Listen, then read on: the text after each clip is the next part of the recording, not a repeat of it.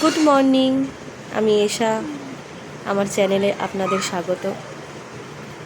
আজকে রবিবার, সবারই নিজের মতো নিজের কাটানোর একটা দিন বলুন। আমিও নিজের মতো নিজেই কাটাচ্ছি। সকালবেলা উঠে একটু এক্সারসাইজ করলাম। অফিসে না একটানা বসে বসে একটু মোটা হয়ে যাচ্ছি, সেটা আবার আমার ঠিক পছন্দ নয়। একটু ফিগার সুন্দর থাকবে, রোগা ঠিক বলবো না, বেশ জামা কাপড় পরে নিজেকে সুন্দর লাগবে, সেটা আমার নিজের খুব ভালো লাগে। আয়নার সামনে দাঁড়িয়ে নিজের দেখতেও ভালো লাগে নিজেকে, ওই আর কি। তো এই লাস্ট 2-4 দিন ধরে সকালবেলা অফিসে যাওয়ার আগে ঘুম থেকে ওঠার পর যেইটুকু আর কি হয়, আর আজ তো রবিবার, ঘুম থেকে ওঠার পর বেশ অনেকটা টাইম পেয়েছি জানেন। ওই বেশ অনেকটা টাইমে বেশ একটু এক্সারসাইজ করলাম। তারপরই এই আমার বাড়ির পাশে থাকে বাচ্চাটি, ওকে রবিবার ছাড়া তো অন্য দিন ডাকতে পারি না। অন্য দিন ওর স্কুলের জন্য রাত্রিবেলা ঘুমিয়ে পড়ে।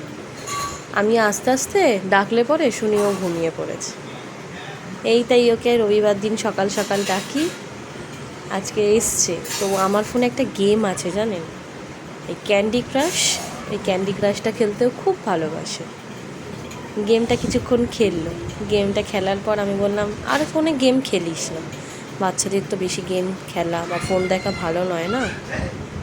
তাই জন্য ওকে বললাম, তুই বরং এক কাজ কর, আমার ড্রয়িং খাঁচাটা নে তো, নিয়ে একটা সুন্দর দেখে ছবি আঁকতো। দেখুন না, তাই বসে বসে কি সুন্দর ড্রয়িংটা আঁকছে।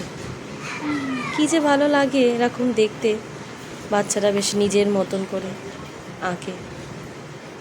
আমার দিদির ছেলেও এরকম জানেন তো। আমার দিদির ছেলেকে যখনই বলি কী রে কিছু আঁকবি, কোনো সময় হয় আমি কিছু এঁকে দিলাম, সেটাই ও দেখে দেখে আঁকে। আবার কোনো সময় ও